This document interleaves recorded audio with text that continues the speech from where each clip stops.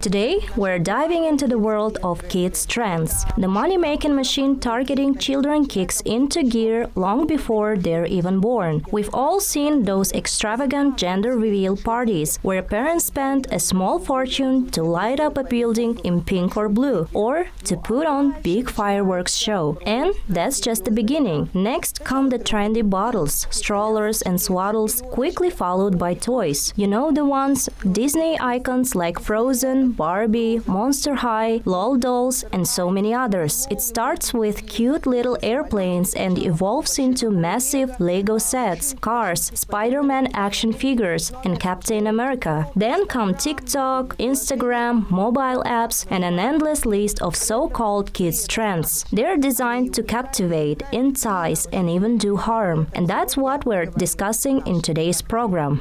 Wooden toys nailed to the ceiling. It's a classic joke about childhood during Soviet times, but there's truth to it. Back then, a kid might have had just one doll or a single teddy bear. Growing up in the 80s and 90s or even earlier meant no fancy toys, no gadgets at all. But there were real games, friendships, and fresh air. Nobody cared about trends. If your friend had a doll with long hair and sparkly shoes, it felt magical, like something you'd dream about at night. Then the 90s came and the world opened up. Kids were introduced to Tetris, slimes, Barbie dolls, Pogs, Dandy, and Sega consoles. The children's goods industry is one of the fastest growing markets out there. We've taken a closer look at modern toys and games and rounded up some of the biggest trends and tendencies.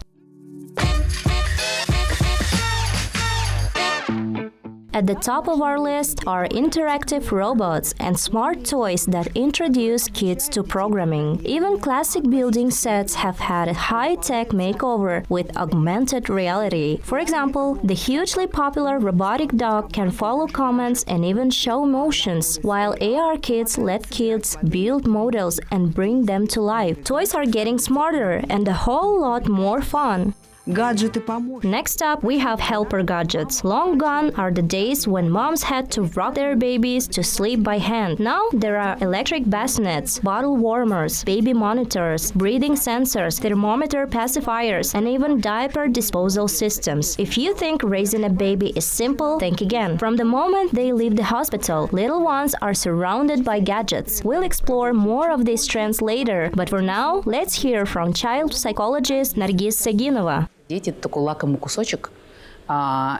Kids are so hard to resist. It's tough for parents to say no to them. Adults can tell themselves, I don't really need that tense dress. But kids don't think that way. Their interest in things fades just as quickly as it sparks. Nargiz Sagynova is a psychologist who saw how desperately people need professionals like her and decided to make it her mission. These days, her schedule is fully booked. From moms with newborns to parents of teens, they turn to Nargiz to help them foster better relationship with their kids, address aggression, fears, and other challenges. Interestingly, she believes that even the games kids play can hold the key to solving some of these problems. Nargiz, good afternoon. Childhood is full of trends, clever marketing, tricks, and strategies that not only grab kids' attention, but also find ways to pull money out of parents' pockets. Psychology seems to play a big part in this, wouldn't you agree? Absolutely. Good afternoon, Aygul. If preschoolers, especially around 4 or 5 years old, stay interested in one toy for 7 to 10 minutes, that's already a win. They constantly need something new to grab their attention. And of course, something new usually means a new toy. Naturally, this leads them to asking their parents for more and more. As a mom, I've been through this myself, and I've seen so many parents deal with store tantrums where it's, I want it, buy it for me now or else. It's just how their minds are wired at this stage. They aren't capable of staying focused on one toy for too long. How often do you buy toys? Покупаем игрушки мы часто, меняются тренды. Pretty often. Trends changed so fast. It's always exciting, always completely absorbing. A lot of it starts at daycare or school, especially with my older son. He'll come home saying, "Mom, my friends has this, I want it too." And it's never just one toy, it's always a whole collection. Of course. "Mom, I need this, and I don't have that one either." Marketing trends, right? Yes. Роза – классическая мама в декрете. Rosa is a modern stay-at-home mom, mindful and city-savvy. She tries to keep toy buying under control, but, as she admits, it doesn't always go to plan. Скажите, So, what about the advice psychologists give, like buying just one toy a month? Have you tried that? No, I just don't think it's realistic. Things move way too fast for that. One toy a month is not enough. It's like this, you go outside, head to the playground, and your kid spots something another child has, and that's it. Да, нужно срочно пойти, заказать, купить. And you're rushing to the toy store. Exactly. You've got to go out, order it, buy it, bring it home, and hand it over. If someone asked me about a magical childhood memory, I would immediately think of the times my dad and I went to the toy store. And now, here I am, standing in the same toy store. Айгуль, вот мы сейчас с вами... Aygul, we're standing in front of a shelf filled with some cool, trendy toys that have stayed popular for years. Take Monster High, for example. This doll has it all. They must have been around for at least a decade, right? Yes, they've been in the market for quite some time. Я тоже помню. They're like Barbie. Barbie started it all. And then along came Monster High with their dramatic outfits and gladiator boots. And look at this one, a Disney prince, I think. He's giving some serious retro vibes, like something straight out of the 70s. Such a simple, classic prince. And over here, I want to point out this gem of a doll. This is Bratz Kylie. She looks so serious. Would you call her a trendy toy? Without a doubt. Но она прям очень серьезная. She's clearly modeled after Вот Конечно. Kylie Jenner. The outfit is like Kylie Jenner's. The lips are like hers. And even the earrings are identical. It's her Met Gala look. Oh, it's her Met Gala look. It went absolutely viral. Tons of views. She's incredibly popular worldwide, I think. Barbie is much more than just a doll. She's a symbol of fashion, style, and the magic of toys. Since her debut in 1989, over 1 billion Barbies have been sold worldwide. Ruth Handler introduced the first Barbie as a slender blonde in a striped swimsuit, and she was nothing short of a revolutionary for her time. For these days, Barbie represents countless roles, from astronauts to presidents. One of the most expensive Barbies ever, covered in diamonds, sold at auction for $302,000, proving she is not just a toy, but a true style icon. Now, let's talk about the latest trends in kids' entertainment. We've already covered smart toys and gadgets for the little ones. So what's next? Sustainability. 1 or 2 kids, each unique and irreplaceable. Their health needs careful attention. And besides, the trend toward eco-friendly living is making its way into every aspect of our lives, including how we raise our kids. That's why those wooden toys are gaining popularity and finding their way into homes, gradually replacing the bright plastic ones from China. Leading the way as today's biggest trend is everything TikTok and TikTokers are bringing to the table, like Huggy Wuggy, Kissy Missy, and Siren Head. Pop stars, athletes, and their marketing teams have cracked the code. Whether it's a catchy dance move, a signature sound, or a catchphrase, like trends rake in millions of views, downloads, toy sales, and of course, revenue. Have you ever figured out how much you've spent on toys? A ton. Recently, I was looking at this box full of toy cars, just regular little cars. And I said to my husband, this is a fortune sitting right here. There's probably $1 million worth of toys in this box. One set alone costs 20,000 to 30,000 tenge. It's an industry designed to squeeze every last penny out of parents. Yes, you're not a parent, you probably don't even notice. But once you have a child, you can practically feel the money slipping through your fingers. Exactly, and even the younger kids aren't caught up in it yet. The older ones definitely are. My 10-year-old says, "Mom, look at this Samsung A4. I want that." Or he wants some kind of box or even clothes. And you're caught in the trap. Totally. Но мне нравится, знаете. I do admire those moms who confidently say, "No, I will not buy this." But how do you say no when all the other kids have it? Your child comes to you and says, "Mom, why can't I have it too? Am I worse than everyone else?" If you can't afford it, you end up buying it. Why not? Есть некоторые, как мы говорим сегодня, These are moms out there. There are moms out there. You know, the ones who pride themselves on being mindful, who say things like, "I only buy my child one toy a month, no more." I'm not falling for these marketing tricks, but let's be real, it's so hard to hold the line when you're out shopping and your child is begging for yet another Spider-Man figure. So, what's the solution? Согласна, такие мамы тоже есть. Это мамы с такими ярко... Absolutely. Those moms do exist. They are the ones with rock-solid boundaries. When they say no, it's a firm no. Yesterday, today, tomorrow. They're consistent, and their consistency is something many parents struggle with. It's so common to set rules like the iPad is only for weekends or no screens on weekends, only during the week. But then the weekend comes, guests arrive, life gets hectic, and suddenly it's just easier to say, "Fine, take the iPad, just keep yourself busy." That's where the issue lies. It's in the follow-through. Those mindful moms you're talking about, they stick to their rules no matter what. As for what they do, that really depends on the parent. Some are happy to say yes to every little request, and that's their choice. Others draw a hard line. But a lot of parents fall somewhere in the middle. They don't want to give it but end up doing it anyway. For those parents, the first step is self-reflection. Ask yourself, why am I doing this? Наш следующий герой Асанали Бисимбаев, ему 21 год, а Асанали сам играет.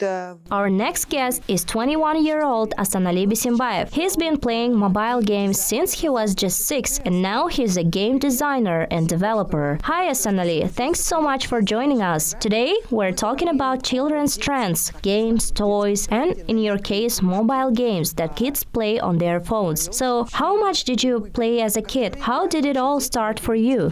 Ты сам как много играл в детстве? Как это началось? Well, when I was a kid, every time I visited my brother, he'd have gaming magazines like Igramania lying around. They were full of articles about the latest games, upcoming releases, and what everyone was looking forward to. The pictures were so captivating that I'd instantly get interested. At first, I didn't even play games, I'd just imagine what they were like based on those pictures. Then, when we got a computer, I finally got to experience them and I got into it, but I wouldn't say I played excessively. Like any kid, if I spent too much time in front of the screen, I'd end up with a headache. Asанali Bisimbaev is a young and ambitious game designer from Astana. After completing specialized courses, he started developing his own games. He's a firm believer that the right games can do more than just entertain. They can educate too. What fascinated me from the start was understanding how games are made. Almost everyone plays games in some form, but game design isn't limited to computer or mobile games. Even if you come up with a game as simple as throwing a ball into 2 buckets and calling it basketball, you're still a game designer. What really grabbed my attention was how that creativity could be applied to computer and mobile platforms. So I found a course in Astana and decided to jump in. I've met a lot of interesting people, made plenty of mistakes and still do sometimes, but now I've built a team and we're creating games. Mobile games have made incredible strides over the years, from the simple games of Snake on button phones to sophisticated projects with breathtaking graphics. In Kazakhstan, mobile gaming really started to take off around 2010 with the spread of smartphones. These days, the most popular genres are shooters, strategy games, and casual games. The most downloaded mobile game in Kazakhstan is World of Tanks Blitz, a favorite among action fans. In 2020, 2024 alone, it was downloaded over 10 million times, proving just how much interest there is in these types of games. And what's even more exciting is that Kazakhstan isn't just a consumer anymore. We're starting to make our own games, and they're gaining recognition worldwide. What are you working on right now? We're currently developing a challenging game called Hoofmaster. Think of it as Mario, but the main character is on horseback. The twist is that you have to control each limb separately. It's tricky. The whole idea is to improve fine motor skills. How exactly does it help with fine motor skills? Is it just about moving your fingers? Kind of. It's about motor skills combined with reaction time. It's all about precision, hitting the right button at the right moment. The game is designed to work on both phones and computers. For example, here we're focusing on how the limbs look and move. This is an early prototype, so the design has likely evolved. But the basic idea remains. The horse's front leg has to step over a rock and lift itself up to move forward. The goal is to escape from the area you're trapped in. Sounds pretty simple. The horse just kind of hops along. The core mechanic is simple, but my job is to make it engaging. The environment, the challenges, and how you use the mechanics, that's what makes it fun. And the simpler the concept, the more people are likely to play it, right? Simplicity works best when everything, the mechanics, the visuals, and the objectives, is easy to understand. A lot of these kinds of games are made purely to generate revenue, but then there are games designed to create a genuinely enjoyable experience. Even with something as basic as a flat surface and a single player, you can introduce clever mechanics that make the game exciting and challenging. Some kids love mobile and computer games, but there are still those who'd rather head outside, no matter the weather, and score a few goals against their friends. Football has always been and always will be a favorite for boys. And thanks to renowned Kazakh footballer David Loria, there are more opportunities for training. We asked him about his thoughts on kids' hobbies these days. программе Zaman Trend сегодня мы говорим... On Zaman Trend today, we're talking about the interests of today's kids, including sports. Would you say kids are still active in sports as they used to be? Дети, безусловно, активно занимаются спортом. Absolutely. Kids are active in sports. They actually have far more opportunities now than we did when we were growing up. Основное отличие то, что мы видим как родители. Если But the big difference is what happens after training. Back then we'd spend hours outside after training, playing in the yard, running around and trying out all kinds of sports.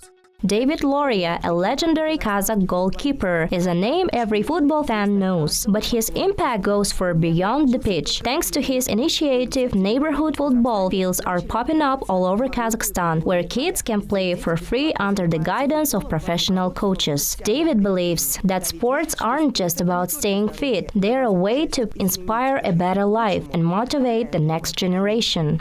сегодня же дети, проведя время... Nowadays, though, after finishing their training, kids are more likely to go home and dive into video games or gadgets. Видеоиграми, гаджетами, да. Streets and fields haven't disappeared. Kids could still go outside and kick a ball around, but they're choosing their devices instead. That's true, but if you look at places like the capital, kids today actually have access to way more football fields than we did. Back then, we'd run out to the steppe, set up makeshift goals and mark out a field ourselves. Now you see purpose-built fields in almost every neighborhood. They might not be full-sized, but for kids, they're perfect. Still, many choose to stay indoors. And I'm guessing it's the same in the regions. There are the decent fields there too, right? Yes.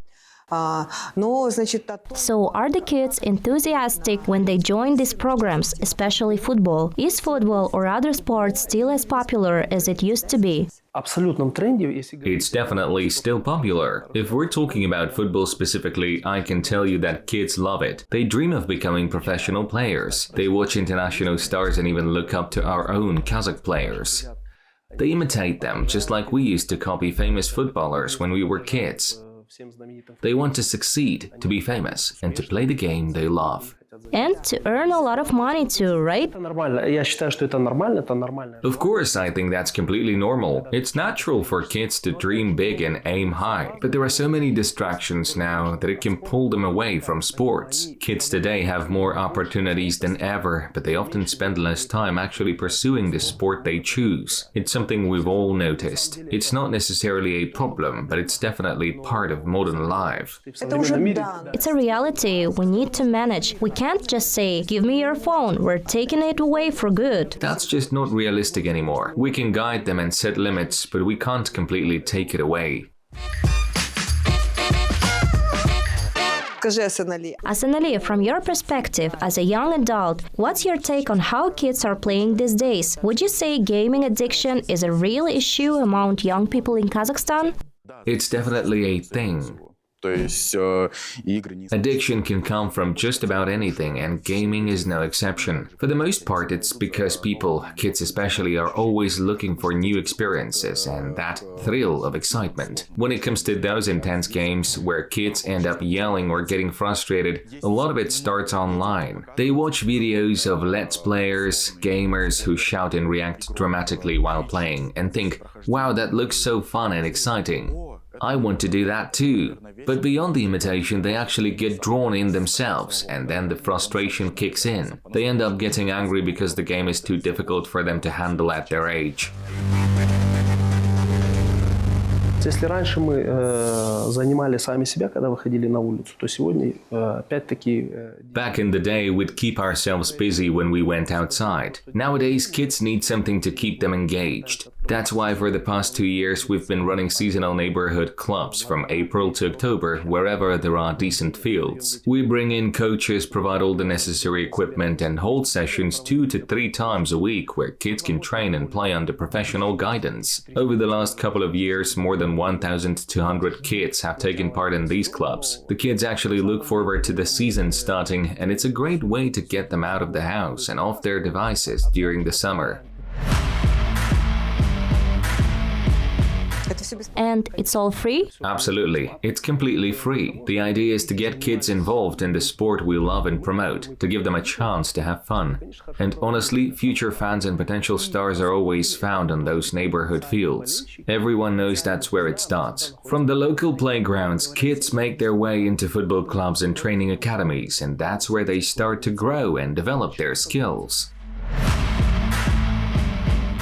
These days, a lot of parents are shifting away from just buying regular toys or cars. Instead, they're focusing on toys that help their kids develop skills from an early age, which I think is fantastic. They even ask their kids what kind of toy they'd like. This way, the child gets to make a thoughtful choice, ends up loving the toy, and plays with it for a long time. Absolutely. Looking around, I see things like world maps, interactive boards, and toy pianos. There is a mix of educational tools and toys designed to stimulate development. What do you think drives toy trends?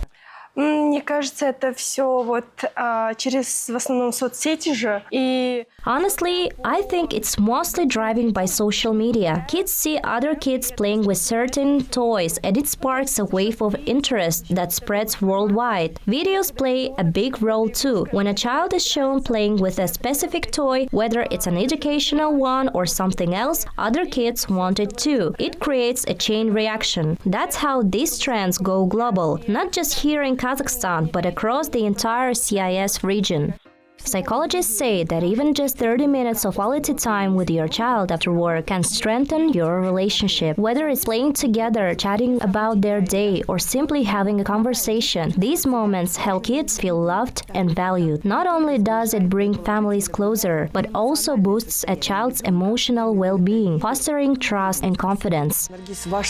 Nargiz, what advice would you give to parents and children to maintain close, warm family relationships? How can we prevent toys, like in the movies Monsters Incorporated, from taking over our fragile world of childhood and family connections?